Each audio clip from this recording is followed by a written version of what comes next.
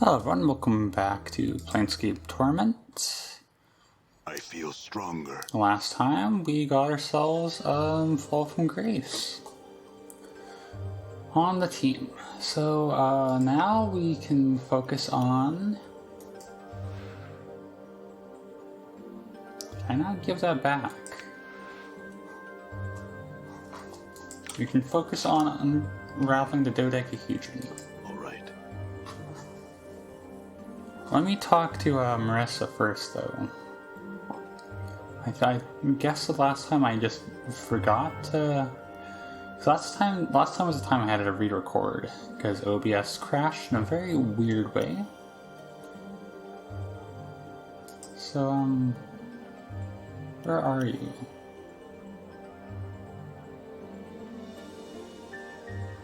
Is she not in here? If I look at my journal screen, yeah, it says and you still need the task, it's still on my list of things to do. Oh, there she is, okay. Oh, shall I brought you Crimson Veil? Then will you please hand it over? Of course, here you are. Updated my journal. You hold the Crimson Veil before you and feel her take it from your hands. Ah, yes, much better. Two shining points of red light appeared before you as she opens her eyes. So that's what you look like. Perhaps I would have been better off with my eyes shut. Watch that forked tongue of yours, Marissa. Do not get me even started. Very well. Alright. So that is that.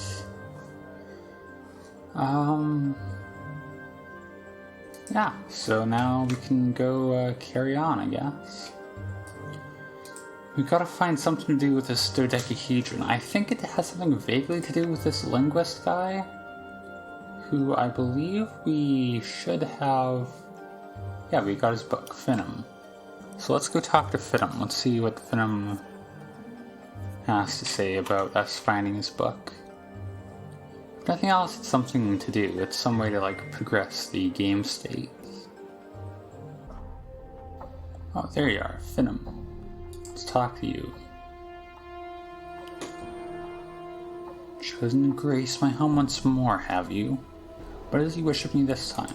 I had some questions.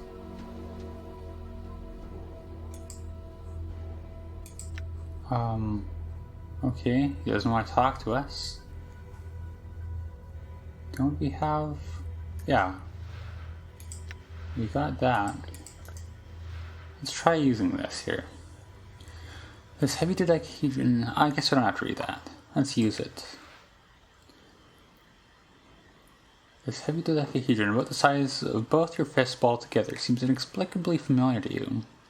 Its texture is cold and smooth. Whether it's metal or stone, you cannot tell. A certain, almost intangible tension runs over the object, as if it were ready to spring into the air at any moment. Let's examine it closely, why not? Upon closer examination, you realize that each side of the dodecahedron is a plate that can be twisted clockwise or counterclockwise. It appears to be a puzzle box or combination lock. As each of the pentagonal plates has 5 possible positions, the dodecahedron has no less than 244,140,625 settings. It will take every second of the next 77 odd years to hit all the combinations. But then you might just get lucky and stumble onto a solution in minutes. Fiddle with it for a bit, why not? As you methodically twist the cold grey facets of the dodecahedron, I like how we're doing this all in just Finum's house. A strange sensation forms at the base of your skull. Your hands seem to move of their own accord, turning the object and spinning its facets with mechanical precision. You've done this before. You know the combinations once, and you've also become aware that there is a certain danger within the object. It is from a simple trap to something less mundane, though you cannot recall. Keep working at the dodecahedron. In moments you have what might be the first 4 sides locked into their possible place. As you begin to twist the 5th side of the dodecahedron, you recall a cunning blade trap that would snap out to latch the meddler's hands, slashing the wrists and severing fingers. You avoid the trap with the proper number of rotations, certain that you've made progress unraveling the object's secret. Let's put it away for now. I think that was a check that we passed. Let's save. And then let's get back at it. Work on it some more. Okay, you have to cold grade a decahedron up to examine it carefully. Now aware of the springing blade trap it holds for the incautious user. Work at it some more. After avoiding the decahedron's spinning blades, you slowly puzzle out the necessary facet positions. As you begin to the ninth side of the decahedron, you suddenly remember a second trap. Jets of toxic gas that form a billowing cloud of lethal corrosive vapor around a curious meddler. Not like we're doing this just in this guy's house, so he would die too. You circumvent the trap with the correct amount of twist, positive that you've nearly unlocked the decahedron. Let's keep at it. Yo, there we go. You circumvent the decahedron's poisonous gas trap and begin working on the final facet positions. Just as you're locking the 12th pentagon into place, you recollect sorcerous runes hidden within the decahedron. A blasting, whipping holder with bolts of magical lightning. After disarming the trap with the correct number of facet rotations, the decahedron clicks and begins to open in your hands. The decahedron splits once, twice, and eventually unfolds itself possibly into a perfectly rectangular tablet the size of a large book. Etched into its surface are a series of bizarre symbols. It looks to be a code or a language that you feel should be familiar to you, but it's not. Further examination of the tablet reveals that, by twisting the pentagonal facets that are now on the underside of the tablet, different pages may be displayed across the tablet's face. You finally realize that the decahedron is a tome or journal of some sort. Is this the journal that I've been looking for all this time? Like, as part of my thing? Until I learn to read this language, I might as well just put it away. Okay, well, there's a scholar linguist right here. Done. I guess he's gonna make me find his book first. I've been through this all before, several times. Unfold the decahedron into a page with writing on it and ask if he can translate it. Finum, you got this? He takes the unfolded decahedron in his hands and examines it closely. This language is a long dead one, known to virtually no one. I believe my father, a linguist like myself, knew this language and may well have been the only man in Sigil at the time that could understand it. I recognize it from his notes, but I still cannot translate it. Do you have those notes still? Tim shakes his head. They'll be of no use to you if you're looking to translate anything, and the few actual books he had pertaining to that language disappeared around the time of his murder, I believe. Father was murdered. Strangled he was, yet left to tutor someone.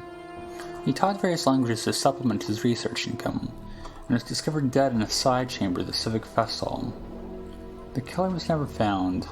This was perhaps 50 years ago now. I was but a child. He knew the language, though, and could teach it. Surely he did and could, were he alive today. My father was said to be a great teacher.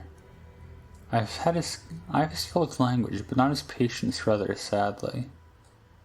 Is he interred at the mortuary? Updated my journal. Why, no, his ashes are kept here. He points to a bronze urn sitting atop a cabinet beside a bouquet of purple flowers. Why? A wry smile crosses Finum's lips. A necroscope, are you speak with the dead? He suddenly frowns. I have no wish to speak of these things any longer. You'll have to excuse me, sir. Farewell. Okay, farewell, I guess. If I talk to him again...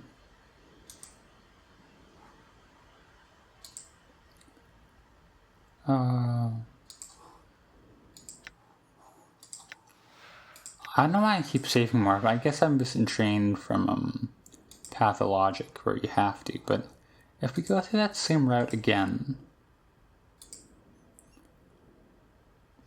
I'd very much like to see them just the same.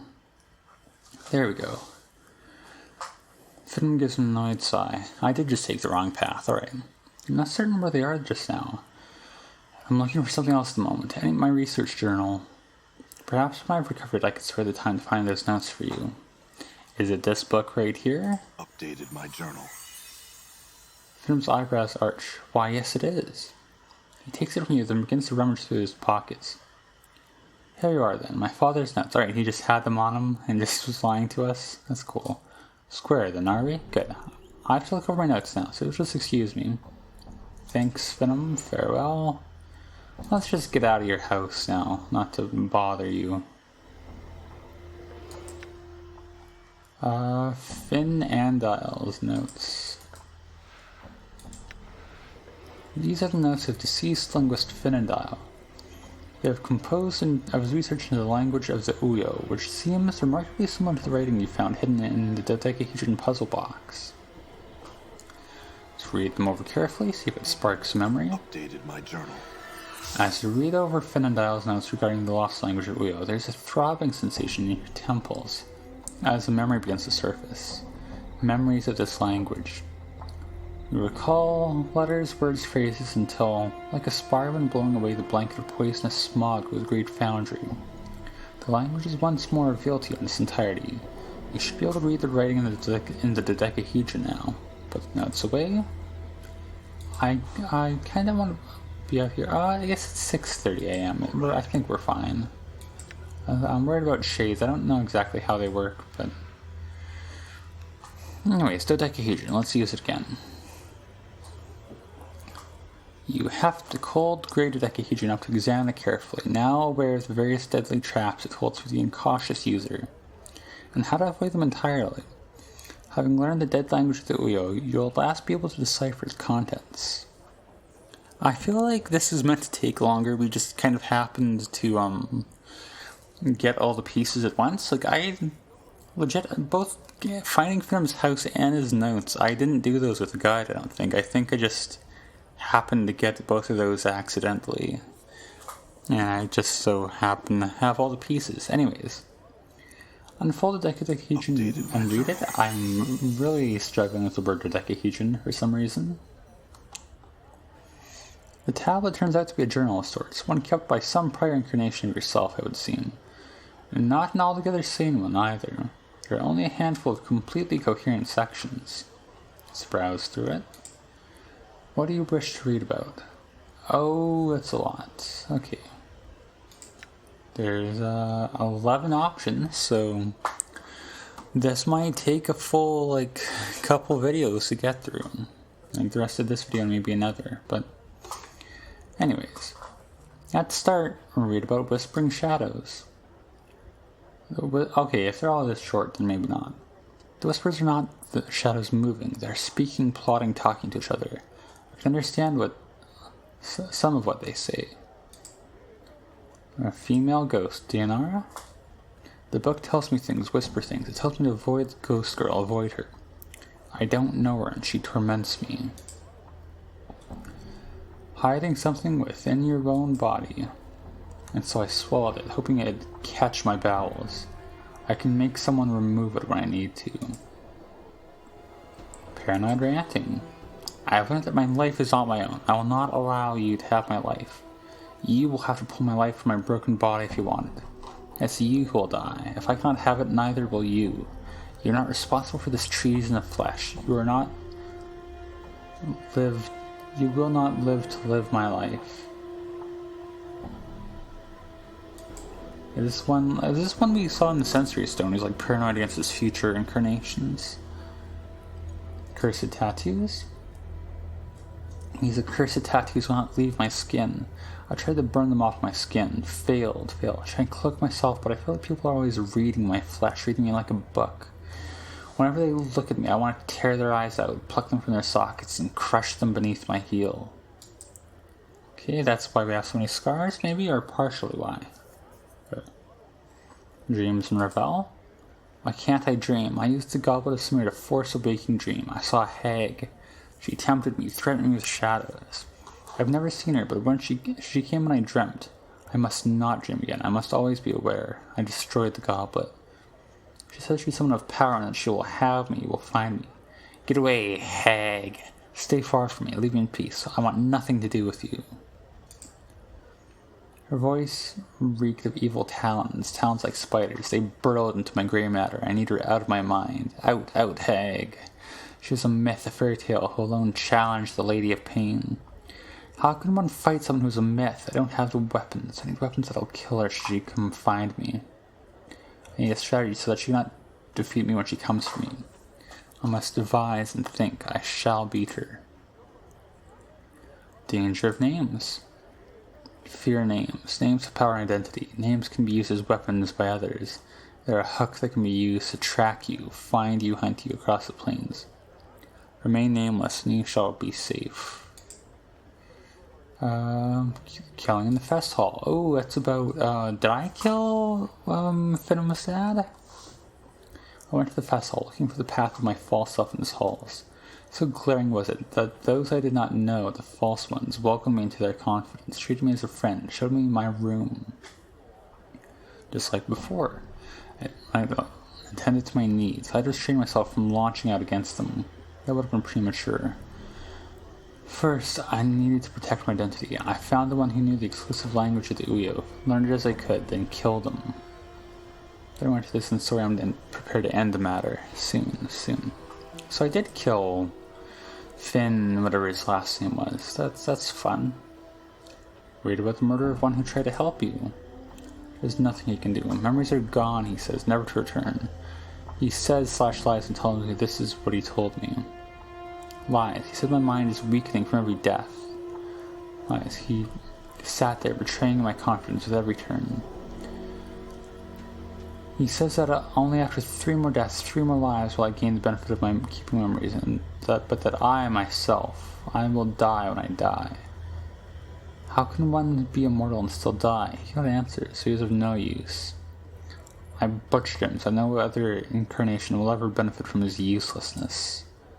I don't like this incarnation, I will say. It seems a little short-sighted. Read cryptic answer from an unknown source. So the ghastly head said, "You have been divided. You are one of many men. One in many men? You bear many names. Each has left their scars in your flesh. Lost one, immortal one, incarnation's end, band of 1,000 deaths. The one doomed to life, restless one of many. One whom life holds prisoner, the bringer of shadows, the wounded one, misery bringer. Yemeth? Is that an actual name? You are silver glass that is cracked and pieces scattered across history. Only one piece is of import. Regain that and your life will be yours again. There will be a price. The price will buy you a chance. Without the chance, you are doomed. You have lost that which is never meant to be separated from man. Your mortality has been stripped from you. Lost. It exists. But you must find it before your mind is lost to you as well." And we got something about a legacy. And this is the last of it. A legacy note read. Forget not to collect your legacy. A small code inscribed beside it. 51AA. A trap, no doubt, set by yet another of my false selves. I'll see destroyed, I will. Is that I have to give that to DNR's father? I think. I guess that's a question for next time, because are we at time? I'll say we're at time.